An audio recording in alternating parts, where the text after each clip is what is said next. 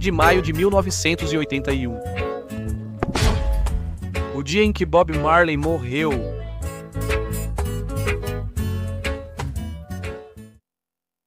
O grande Bob Marley deixou o mundo terreno justamente no início da década de 80. Considerado uma superestrela internacional do terceiro mundo, ele vendeu mais de 20 milhões de discos em sua carreira curta, mas intensa. Jamaicano mestiço com ascendência inglesa, Bob enfrentou uma infância difícil, marcada por desprezo e zombarias dos nativos jamaicanos. Mas o tempo lhe daria a oportunidade de mostrar que respeitava e tinha muito orgulho de sua herança, e ele espalharia isso para o mundo inteiro com sua música. Foi compositor, cantor, músico e o principal membro e divulgador do movimento Rastafari, e obviamente o embaixador da música reggae. Ao voltar à Jamaica, formou The Wailers e triunfou na música. Amante do futebol, em uma de suas partidas entre amigos, teve um incidente que revelaria uma doença que vinha agindo silenciosamente nas profundezas do seu corpo. Os últimos anos de Bob Marley tiveram mistérios e figuras estranhas, como um médico da Alemanha nazista que tentou curá-lo. Lutou e se tratou para evitar a morte, mas seu destino já estava traçado. Ele nos deixou aos 36 anos, em 11 de maio de 1981, e esse foi o dia em que Bob Marley morreu. Mas antes de começar essa história, que é muito interessante, peço por favor que deixem seu like, se inscrevam se ainda não fizeram isso e ativem as notificações. Convido vocês a sugerirem temas para próximos vídeos nos comentários. Agora sim, vamos começar.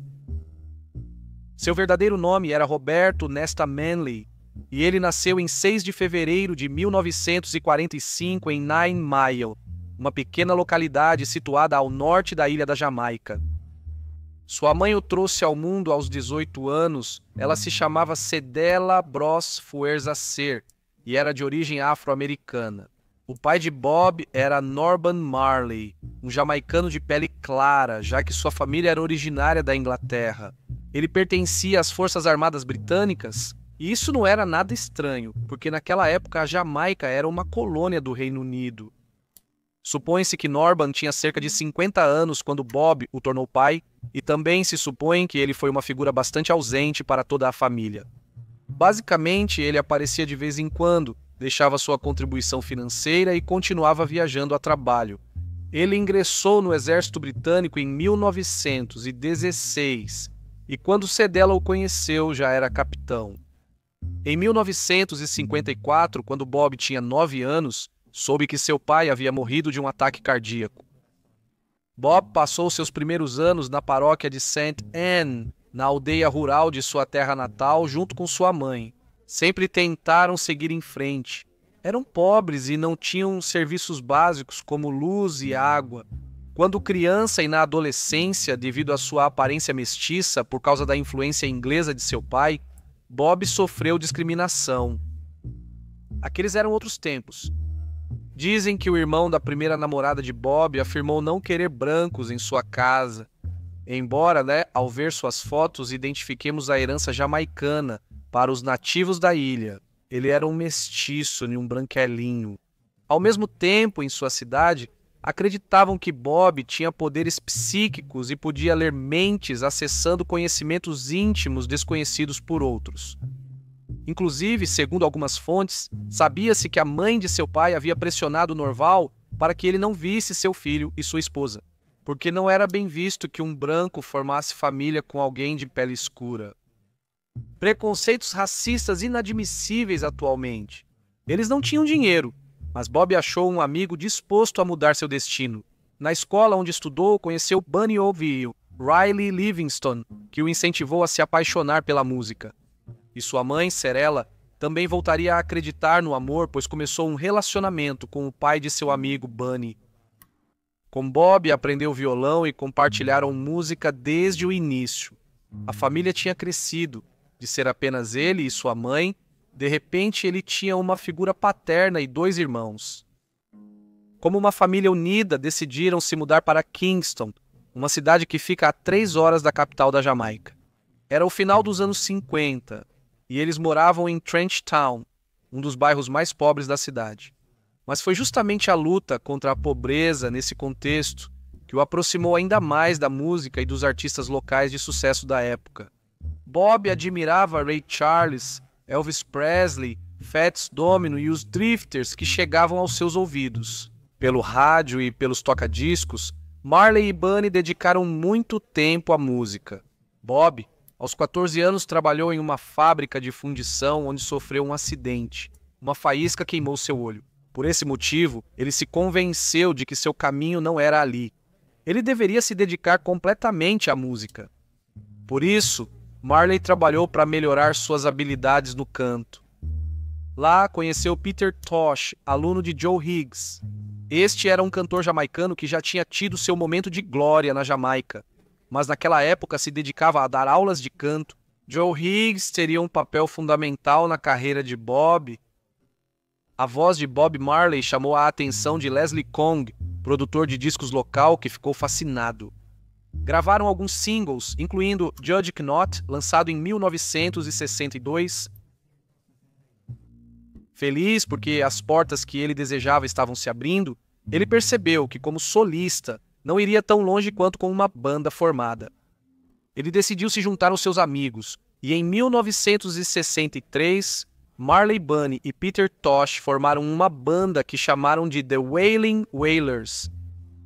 Eles lançaram seu primeiro single, Simmer Down, e chegaram ao topo das paradas da Jamaica em janeiro de 1964. O grupo também incluía Junior, Ray Wade, Beverly Kelso e Cherry Smith. Enquanto isso, Cedella se casou de novo e buscava uma nova vida para Bob em Delaware, Estados Unidos da América. Ele foi com sua mãe. Antes de ir, ele se casou com Rita Anderson em 10 de fevereiro de 1966. Cedella e Bob ficaram juntos só 8 meses nos Estados Unidos. Lá, ele conseguiu trabalho na Chrysler, a renomada fábrica de automóveis no turno da noite. Em outubro, Bob voltou para a Jamaica e, com a visita do imperador etíope Haile Selassie, Bob Marley impulsionou o movimento Rastafari na ilha. O Rastafari é um movimento espiritual de origem jamaicana, influenciado por crenças afro-americanas, hinduístas, judaico-cristãs, entre outras. Eles acreditam que Haile Selassie é a encarnação de Deus na Terra, como uma espécie de Messias, semelhante ao cristianismo. Nessa época, Marley estava explorando seu lado espiritual e demonstrando interesse pelo movimento Rastafari. Enquanto esteve nos Estados Unidos, o grupo musical se tornou muito popular, mas houve dificuldades financeiras e alguns dos membros deixaram a formação. Ao retornar, o vocalista Jamaica se reuniu com Bunny e Peter para formar os The Wailers. Era o final da década de 1960. Na Jamaica, a música ska estava perdendo força, e isso dava lugar a um gênero musical mais lento, o rocksteady, que seria o precursor do reggae. Marley trabalhou com o cantor pop Johnny Nash, e isso lhe permitiu alcançar o sucesso rapidamente com steady rap. A banda também trabalhou com o produtor Lee Perry durante essa época. Algumas de suas músicas de sucesso foram Trench Town, Rock, Soul Rebel e 400 Years. Os Wailers se associaram com Perry, e esse foi o impulso que permitiu que a banda se tornasse conhecida e alcançasse o sucesso. Além disso, em 1970, eles adicionaram 2 membros, o baixista Aston Family Man Barrett e seu irmão, o baterista Carlton Carly Barrett. Inclusive, no auge da fama, em 1971, Marley trabalhou na trilha sonora de um filme na Suécia com Johnny Nash. Bob movia céus e terras, entrando em contato com pessoas influentes do meio para conseguir colocar os The Wailers em uma posição de destaque, que lhes permitisse triunfar e realizar o sonho de se tornarem músicos. Em 1972, eles assinaram com a Island Records e gravaram seu primeiro álbum completo em estúdio. Foi aí que surgiu Catch a Fire, mas o disco não foi um sucesso como eles esperavam, porque as letras e a música eram o oposto do que se consumia e se via na Europa naquela época. No entanto, para dar suporte a esse trabalho, eles fizeram uma turnê pela Grã-Bretanha e pelos Estados Unidos em 1973, atuando como banda de abertura para Brooks Springsteen e Ashley and the Family Stone. Nesse mesmo ano, chegaria um segundo disco que faria muito mais sucesso, chamado Burning. Eles tinham novas músicas como Levante-se, Fique de Pé, Coloque Isso, Depp Conqueror, Small Axe e Eu Atirei no Xerife. Essa última música teve uma versão interpretada por Eric Clapton em 1974 e se tornou um sucesso número 1 nos Estados Unidos, consagrando definitivamente Bob Marley. No auge do sucesso, a banda mudou antes de gravar o terceiro disco. Nat, Dredge, Bunny e Peter, que o acompanharam durante todos esses anos, decidiram seguir suas carreiras solo, como Peter Tosh e Bunny Wailer. No entanto, o disco foi lançado em 1974 e refletiu algumas das tensões políticas na Jamaica entre o Partido Nacional do Povo e o Partido Trabalhista da Jamaica. Para contextualizar um pouco, nos anos 70, a Jamaica vivia um clima de violência política e social. Gerou-se uma guerra civil nas ruas entre gangues, fazendo com que o exército e a polícia da ilha fossem obrigados a tomar as ruas. Apesar de tudo ter sido em vão, a violência nas ruas já estava enraizada. Bob Marley estava do lado pacifista, mostrava-se apolítico e era conhecido mundialmente como o porta-bandeira do movimento Rastafari. Ele fazia shows gratuitos para promover a paz e a reconciliação, mas era criticado por não tomar partido pelo lado nacional. Suas letras retratavam a realidade que viviam, o que não agradava quem buscava conflito. Depois que Peter e Bunny saíram do grupo, a banda passou a se chamar Bob Marley e os Wailers. Fizeram muitas turnês e isso ajudou a aumentar a popularidade do reggae no exterior. Eles tocaram com grupos femininos como as I-Threes, cujos membros incluíam Marcia Griffiths, Judy Mowat e a esposa de Marley, Rita Corrêa. Em 1975, durante uma turnê pela Grã-Bretanha, eles retornaram com força e alcançaram seu primeiro sucesso no Top 40 com No Woman, No Cry. Bob Marley estava conseguindo. Ele se tornou um ícone da música internacional. Em 1976, ele se consagrou com a música War, onde expressou sua devoção de fé e seu interesse por uma mudança política. A letra dessa música foi tirada de um discurso de Haile Selassie, o imperador etíope do século XX, o Messias do movimento Rastafari. A música fala de uma nova África onde os direitos humanos básicos estejam igualmente garantidos para todos, sem a hierarquia racial imposta pelo domínio cultural. Bob tocava o céu com as mãos. De volta das turnês novamente à Jamaica, Marley era visto como um apoiador do Partido Nacional do Povo. Na noite de 3 de dezembro de 1976, exatamente 2 dias antes do Smile Jamaica, um show no Parque dos Heróis Nacionais, Marley e os Wailers estavam ensaiando e um grupo de homens armados atacou a banda. Uma bala atingiu Marley no externo e no bíceps e outra acertou a cabeça de sua esposa, Rita. Por sorte, os Marley não ficaram gravemente feridos, mas o empresário Don Taylor levou 5 tiros e passou por cirurgia de emergência para sobreviver. No evento, Marley subiu ao palco e cantou. Alguém perguntou por que ele cantava mesmo depois do atentado, e sua resposta foi: as pessoas que estão tentando tornar este mundo pior não tiram nenhum dia de folga. Como eu poderia tirar? Ilumine a escuridão. O Smile Jamaica foi a última apresentação de Marley na ilha, pelo menos por 1 ano e meio. Ele estava com medo, por isso decidiu se mudar para Londres e lá gravar Exodus, o próximo álbum e um dos mais importantes de sua carreira artística. E do reggae? Os singles Waiting in Vain e Jamming, e todo o álbum em geral, permaneceram nas paradas de sucesso do Reino Unido por mais de 1 ano. Atualmente, esse disco é considerado um dos melhores álbuns já feitos. Em 1978, ele alcançou novo sucesso com Kaya, que 1 semana após o lançamento chegou ao 4º lugar nas paradas da Inglaterra. De lá brilharam músicas como Satisfy My Soul e também Is This Love. Em abril, Bob retornou à Jamaica para o One Love Peace Concert e realizou algo impensável no palco. O primeiro-ministro Michael Maldi e o líder da oposição, Edward Seaga, apertaram as mãos como símbolo de reconciliação nacional e um freio à violência política que estavam vivendo. Depois, Marley foi convidado à sede das Nações Unidas em Nova York, onde lhe concederam a Medalha da Paz. Isso lhe deu a oportunidade de viajar para a África pela primeira vez e visitar o lar espiritual Rastafari. A viagem foi marcante para ele e, ao voltar, lançou Survival em 1979 e foi visto como um chamado para uma maior unidade e o fim da opressão no continente africano.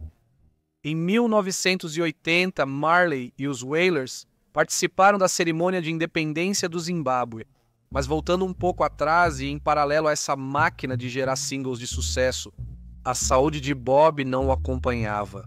Em 1977, Marley tinha jogado uma partida de futebol com amigos e, acidentalmente, um jogador pisou nele.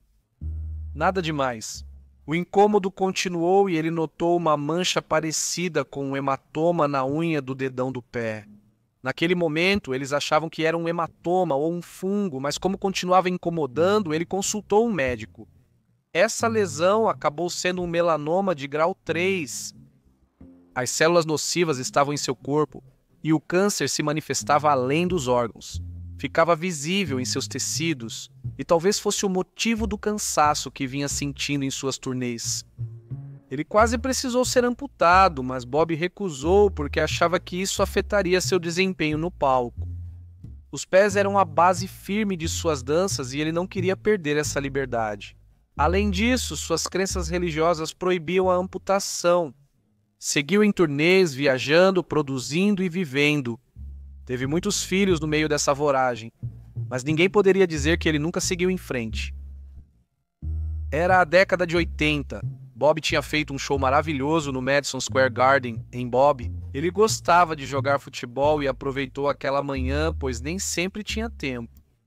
De repente, Bob caiu no chão, desabou de costas, com uma convulsão que o deixou paralisado. Naquele momento, seus amigos o ajudaram e levaram-o ao hotel. Ele dormiu horas, ao lado dos maços de dinheiro da arrecadação em sua cama, e ali permaneceu. No dia seguinte, em sua visita ao Hospital Mount Sinai, os médicos lhe deram a notícia que ninguém queria ouvir. O câncer havia se espalhado para os pulmões, o cérebro e o fígado. A resposta de Bob diante dessa sentença de morte foi uma pergunta. "Quanto tempo de vida me resta?" ele disse. Responderam para ele, "Pouco, de 3 a 6 meses, não mais que isso." Sua carreira musical prosperou e ele a seguiu, apesar das previsões. Ele seguia se apresentando, fumava maconha escondido, mas permanecia ausente. A equipe se reuniu e concordaram que o melhor era suspender as turnês por tempo indeterminado. Bob estava muito fraco, mas começou seu tratamento de recuperação. Ele participou das primeiras sessões de quimioterapia e, com elas, foi perdendo seu famoso cabelo. Suas lendárias rastas estavam desaparecendo. Seu pensamento sobre a doença era particular. Para ele, era uma questão mental e espiritual. Por isso, para Bob, ele sairia vitorioso dessa batalha. O tratamento de quimioterapia não estava dando resultados positivos. Então, junto com a família, eles recorreram a terapias alternativas. Finalmente, decidiram viajar para a Alemanha, para um pequeno vilarejo alpino na fronteira com a Suécia, um lugar para descansar e tratar a doença. Lá havia uma clínica para pacientes terminais que já estavam em estado avançado de câncer. Desde já, o tratamento era muito caro, e o mais curioso era que estava sob os cuidados de uma pessoa muito controversa. A clínica era liderada por um polêmico médico nazista. Sim, o Dr. Joseph Eisels, com seus 74 anos, se dedicava a salvar vidas. Sua fama estava ligada a uma época muito sombria. Descobriu-se depois que Eisels deixou o partido nazista ao ser proibido de atender pacientes judeus. Por isso, ele foi recrutado e enviado para a Frente Oriental, passando por vários campos de concentração até ser libertado ao final da guerra. Eisels acreditava que o câncer era causado pelo enfraquecimento do sistema imunológico e que a cura estava em recuperá-lo. Uma boa hidratação e alimentação seriam fundamentais para a reativação do organismo. Sua forma de agir foi questionada, já que ele sugeria abandonar os tratamentos convencionais que os pacientes estavam realizando. Nunca houve evidências de que seu método fosse eficaz. Ele chegou a ser acusado de fraude e homicídio culposo. Mas Bob não sabia disso e permaneceu lá por 5 meses. A tranquilidade do lugar e o estilo de vida que levava na clínica o ajudaram, mas ao mesmo tempo, o abandono da quimioterapia complicou ainda mais sua saúde. Ele se sentia mal, mas não queria que o público soubesse. Ele lia jornais e revistas para se informar sobre o que acontecia fora.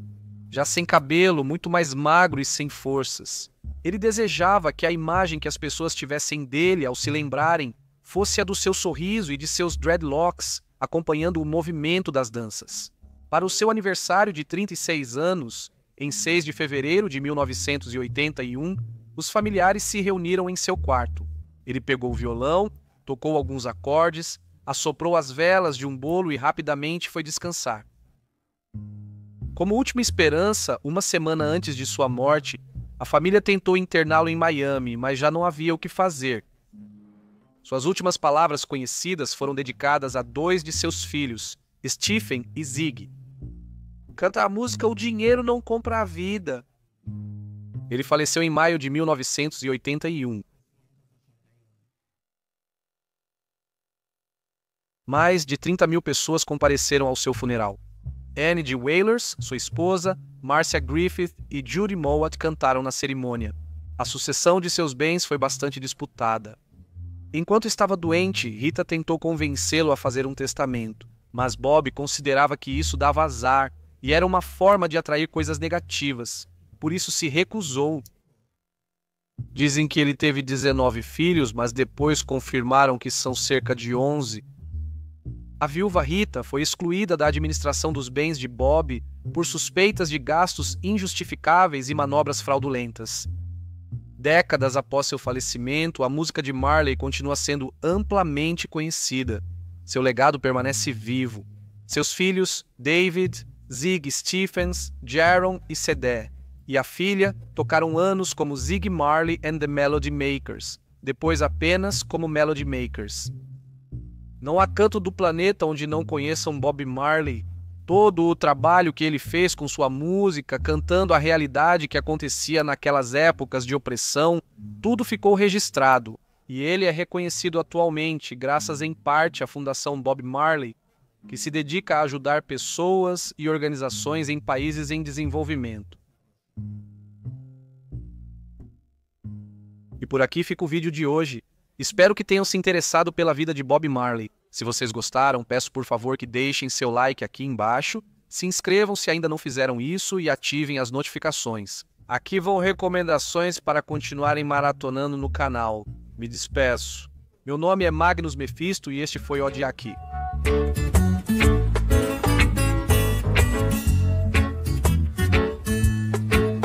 E que Gil... Chat.